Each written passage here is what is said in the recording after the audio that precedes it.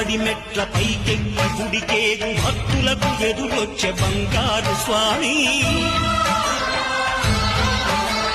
ఇరుముడులు స్పృశించి శుభమును దీవించి జన బృందముల చేరే జగమేడు స్వామి.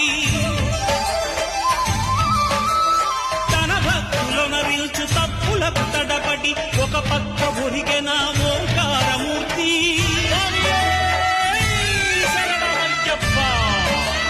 స్వాములందరూ తనకు సాయము కాగా ధీమంతుడై లేచే ఆ కన్య స్వామి. పట్టబంధము వీడి భక్తతతికై